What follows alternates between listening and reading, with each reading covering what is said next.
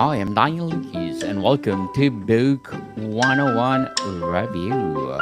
Book 101 is all about the books that I read for the last 40 years, and today I have my special guest. She is the author of the, of course, memoir, no other than Miss Jill Sitnick. Got it. Welcome to Book 101, Miss Jill, and can you please introduce more about yourself? Oh my gosh, Daniel, thank you so much for having me and having my lovely book right up there.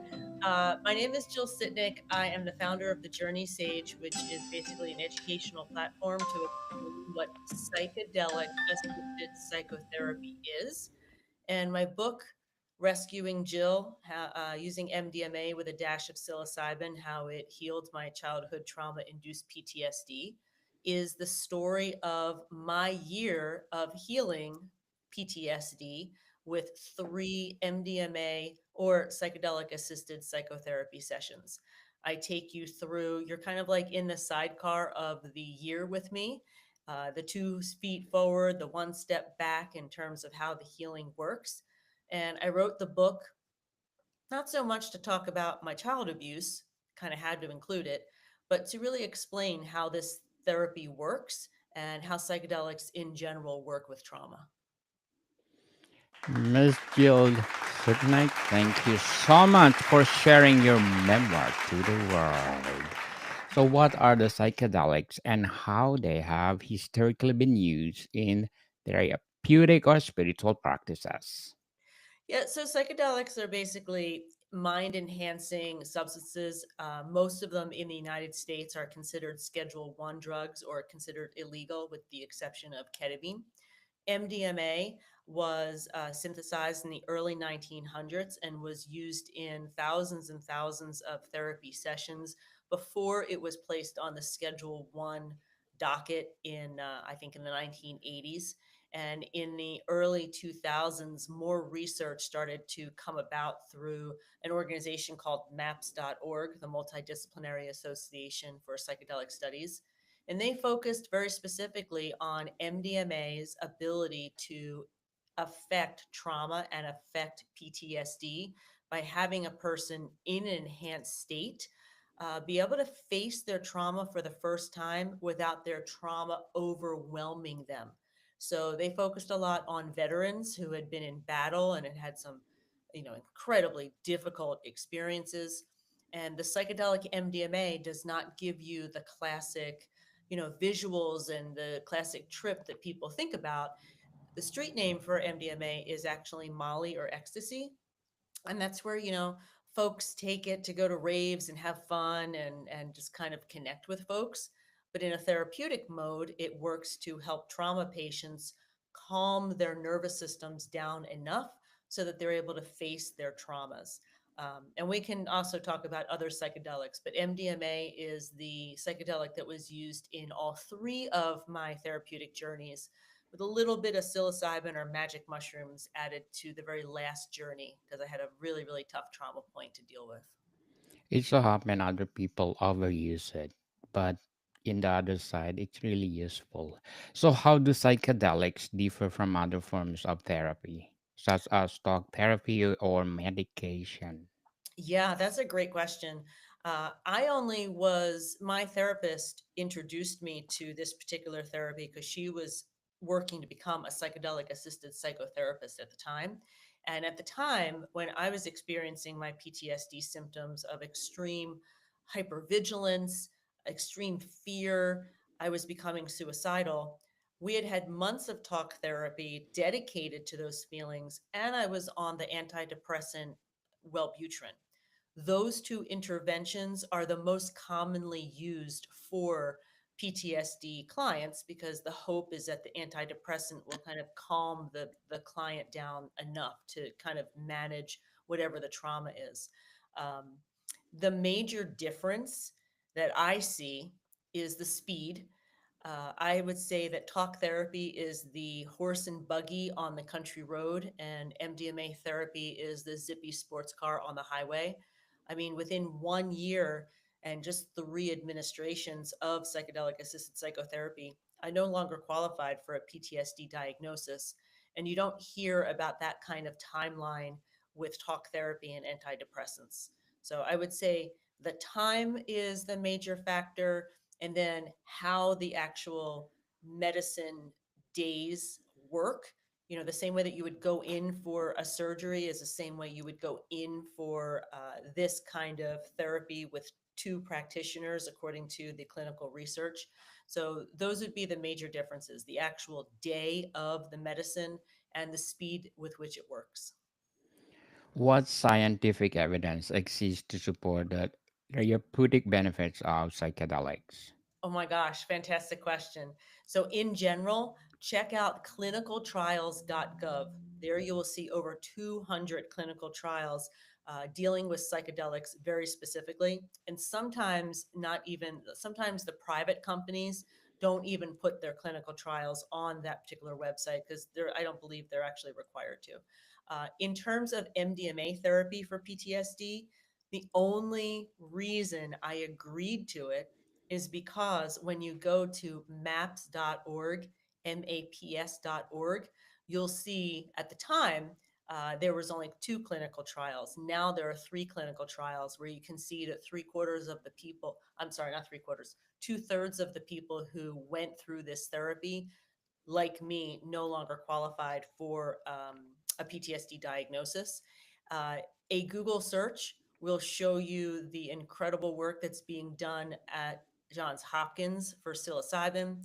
And an even deeper Google search will show you all the private pharmaceutical companies that are developing their own psychedelic compounds for anxiety, depression, PTSD, addiction. It's pretty interesting. Once you start looking at how much research is being done, it's pretty incredible. Definitely. So, how can psychedelics help in treating conditions like depression, PTSD, or addiction? Yeah.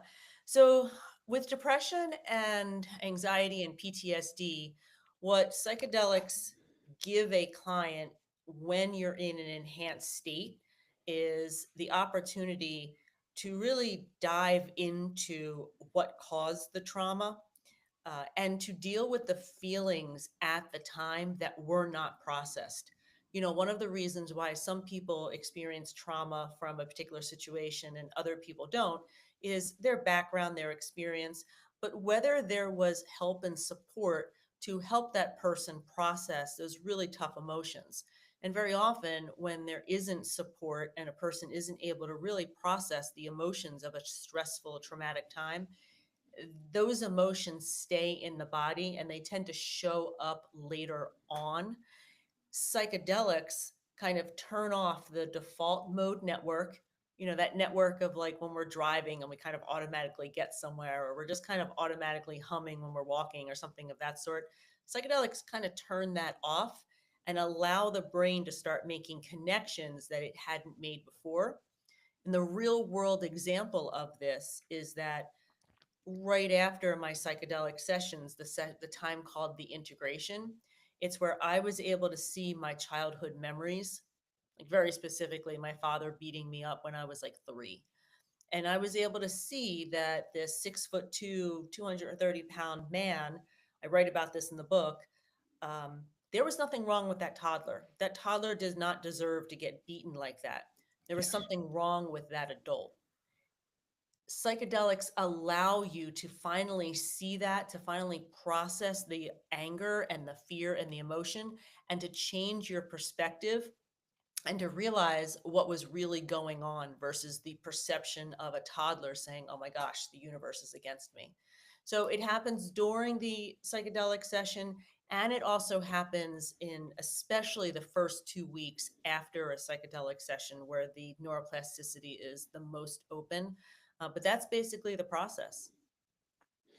So, in your memoir, Rescuing Jill, what is your favorite chapter that you want to share to us?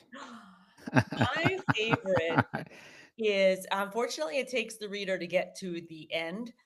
What I did, the third journey, my third therapeutic journey, was so powerful. in that it got to some really core wounds. It got to not feeling good enough, feeling like I was too much, feeling like I should never have been born, feeling like I wasn't worth anything. It got to those core wounds. And I couldn't figure out how to tell the story other than using the transcripts because we voice recorded all of our sessions. And so that chapter at the end where we actually rescue little 5-year-old Jill out of her childhood home. That's why the book is titled Rescuing Jill. I give people the transcripts from that day that not only show my healing journey, but they show how the medicine allowed me to finally get to a point of rescuing that little 5-year-old Jill, getting her out of that home where she was so abused and neglected. Yes. Again, we are so grateful for sharing your story to the world. I hope people were inspired. So, what is the difference between recreational use and clinical use of psychedelics? Well, usually it's the goal. Usually, what the goal is recreationally is to have fun, to enjoy, maybe be social. Whereas therapeutically, it's designed to work on a goal of healing of some sort, healing a trauma, breaking a pattern like addiction, working through something that you haven't been able to work through before. Recreationally, you might be by yourself or you might be with some friends. Therapeutically, you're in a very safe environment and you're probably with one or two practitioners. My therapy was with two practitioners, but there are other folks that are working with this therapy with like a group of folks and one practitioner or a one-on-one kind of situation. It's much more controlled therapeutically with much more goal-minded and well trained people to help facilitate the session who understand what it's like to work with somebody in an enhanced state. Whereas recreationally, you could be with friends, you could be by yourself. Dosage can vary. You know, think of it as a medical procedure like a surgery versus, just kind of taking care of stitches on your own with a needle and thread. That might be a terrible analogy, but that's what I can come up with off the top of my head.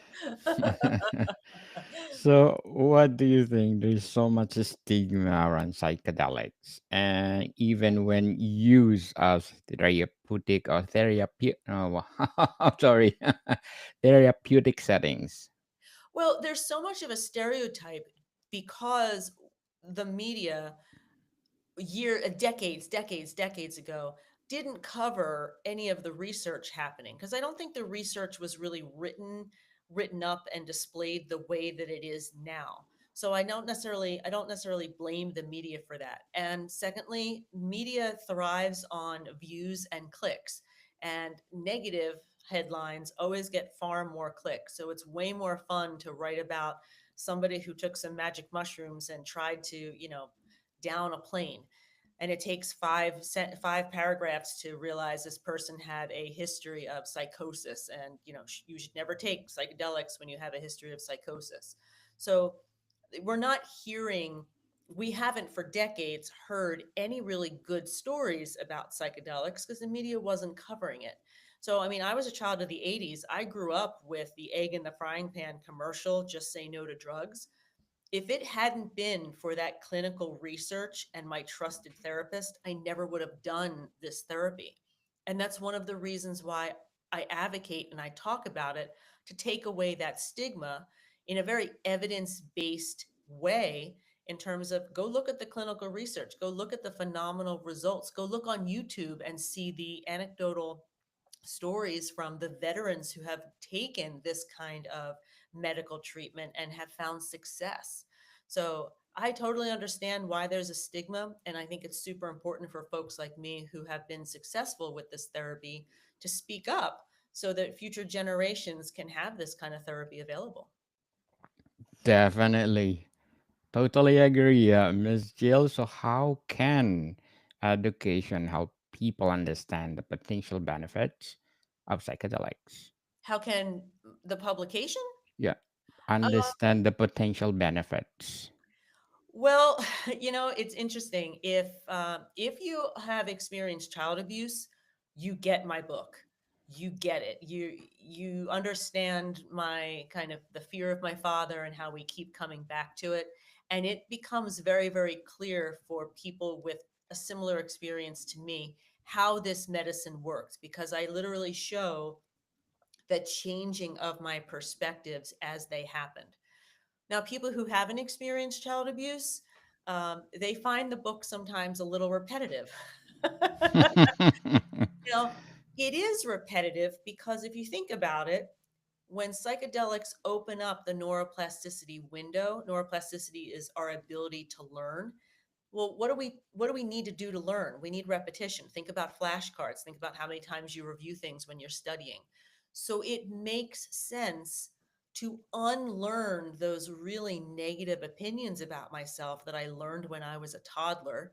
It was going to take repetition. I didn't necessarily understand the neuroplasticity at the time. It's something that I have learned since. But when you look at how the brain works and how psychedelics allow the brain to work to heal trauma, the repetition totally, totally makes sense. I just warn folks if you haven't experienced child abuse, you might find the book a little repetitive. You'll be like, oh my gosh, she's talking about her father again. Well, yeah, because he was a big player in my life. Yeah. So, what are the some common misconceptions about psychedelic therapy? Oh my gosh, the biggest misconception is that, oh, that must have been fun. Because it's a psychedelic, and people are like, well, they only know psychedelics in the recreational kind of realm. And if they haven't done them themselves, they don't really know that psychedelics can really expand the mind and open up your perspectives. So sometimes I'll talk about what I do, and I get like a wink, wink nod, like, oh, that must have been fun. Uh-uh. It was a year. I want you to imagine the thing you're most afraid of, the thing that makes you the most nervous, and think about living in that feeling for a year, because that's what's basically happening with the psychedelic work. The psychedelics make you go back to those trauma times, those really uncomfortable, painful times, and you have to process those emotions. And that's not fun. It was a year of crying. It was a year of doubting myself. It was a year of why am I not healing faster? What's wrong with me? It was a year of questioning. So I think that's the biggest misconception. And I will just sneak in a second one. The second misconception is that it's turnkey, that it's a magic pill, that it's, 10 years of therapy in 8 hours. It absolutely is a lot of years of therapy in a very short period of time, per se. But if you don't do the work after the session, if you don't take time to meditate, if you don't take time to really think about those memories or those emotions and kind of cognitively work through them to change the neurons and how everything's firing in your brain and make new connections and make new perspectives, nothing's going to stick. So I worry when things get eventually legalized that the marketing is going to be like, oh, don't worry, come on in and you'll be healed. And that's not how this works. Is it faster than traditional talk therapy? Absolutely. But does it take work? Absolutely. So those are my two. Thank you for letting me sneak in that second one. 100% working people. So, how can a personal success stories from psychedelic therapy help to reduce stigma? Oh my gosh, I think that's the most important thing because the research papers are so challenging to read. We need anecdotal stories. We need the people who've gone through the therapy to speak about it. If you go onto YouTube and you type in veterans and PTSD and psychedelics, there are numerous videos from philanthropic organizations that help fund veterans to go overseas where different psychedelics are legal to heal PTSD. And those stories, I think, are so incredibly, incredibly powerful. Our VA, our Veterans Association, has said they're going to continue doing research, even though the FDA delayed approval. Like everybody knows this works to a certain extent. We just need a little bit more research to find out, does everybody need 3 sessions? How much time should be between each sessions? how much talk therapy is needed. Like, we know there's so much potential, and we know we need to keep researching. And the best way to continue researching and break the stigma is for people like me who've already gone through the treatment to speak up about it So, in rescuing Jill, which part of the book did you introduce psychedelics? immediately.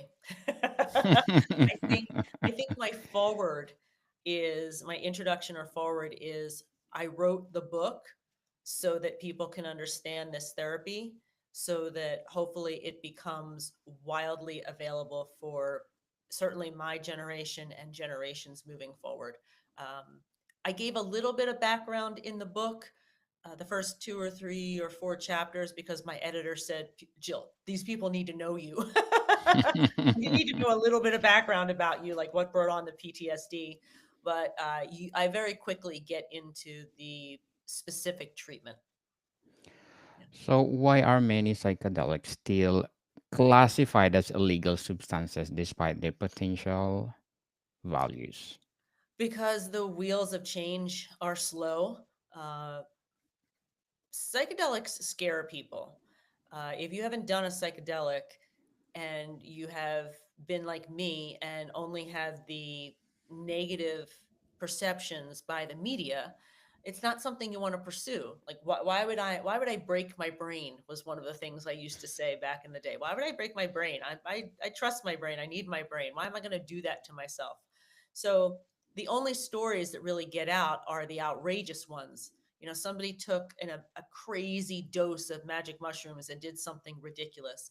um, the general stigma around LSD, high dose LSD journeys. Like, when people who shouldn't be taking psychedelics, anybody with a history or family history of schizophrenia, anybody with a history of phobia, and of course other health things specific to different psychedelics, and then something happens, those are the stories that make it.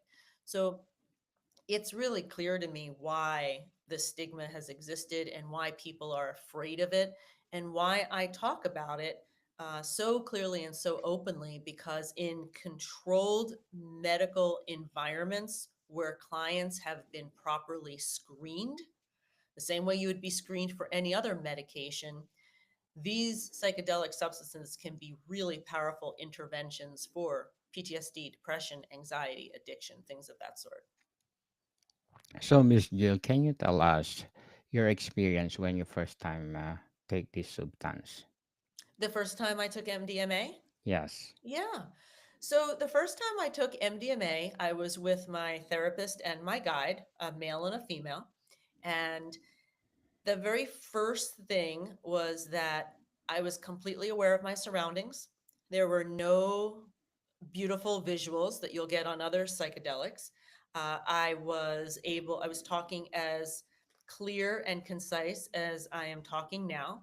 Occasionally, I would want to put an eye mask on and just kind of lay back and just kind of sit, what's called sitting with the medicine. It's kind of like it's like meditation on steroids kind of thing, is kind of the way I like to describe it. People would probably argue with that definition, but that's one of the ways that I describe it. And what it did for a trauma patient, remember, I came into this incredibly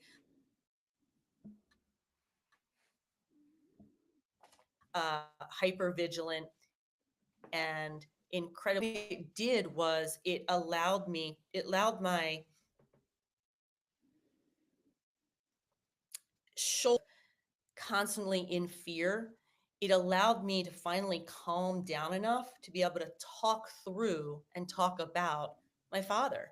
And for the first time, I said and admitted that I really felt that if my father was in the room with me, he would have his hands around my neck trying to kill me, the way that he had his hands around my mother's neck during a parent conference, of all things.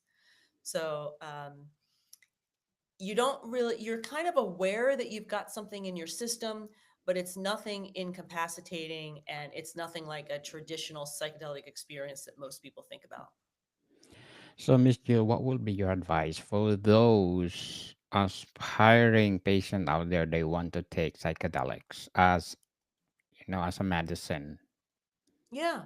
So, number one, work with your diagnosis. The very first thing to do is, this is not something you should be looking at. And if you are in a crisis situation, go into traditional therapy, get your traditional antidepressants, see how far you get.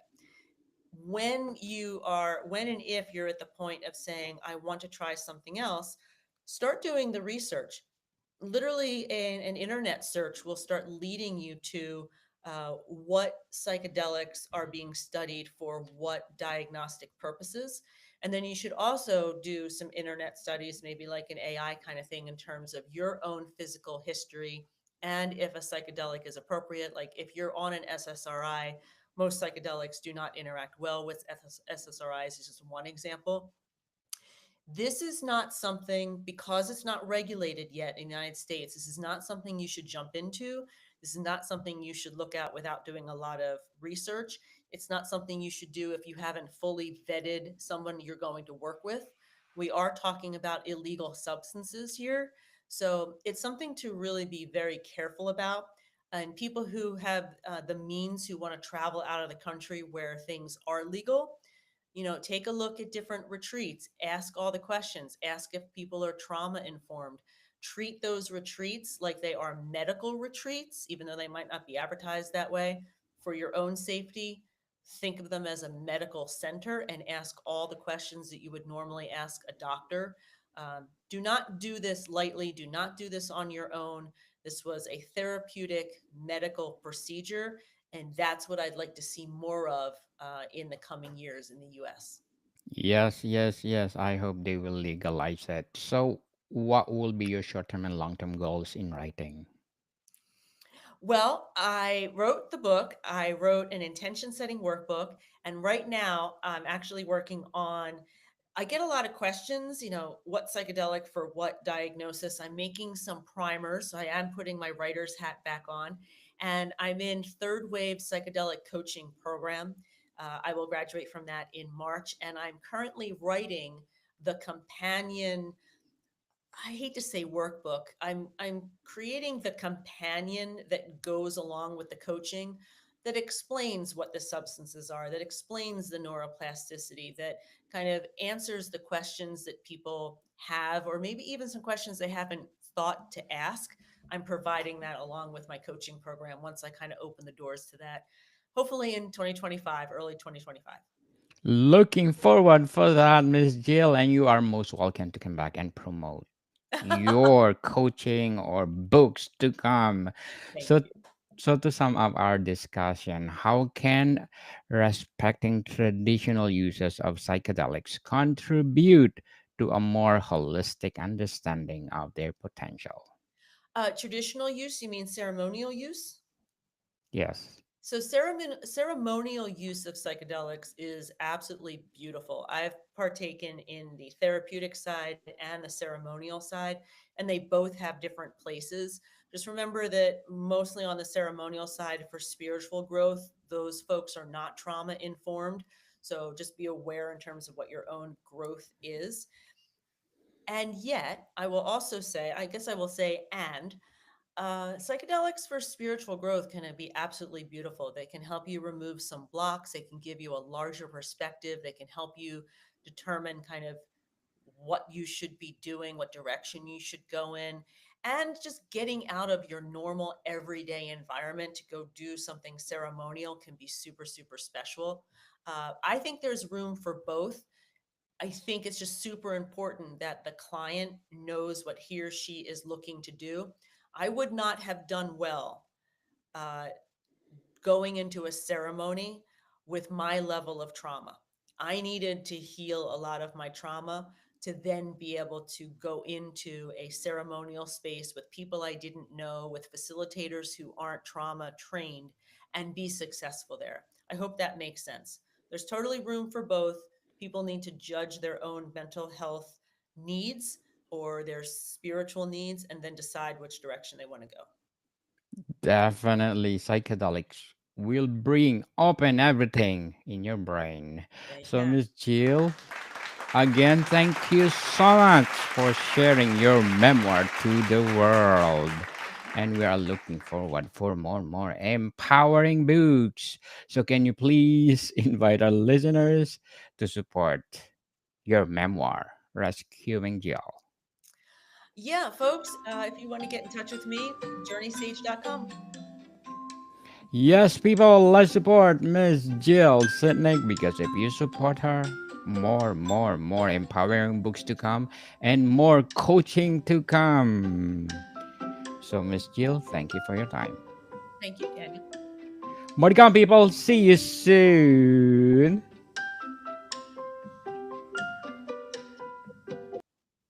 So, we're gonna share the link for our live episode, Miss Jill.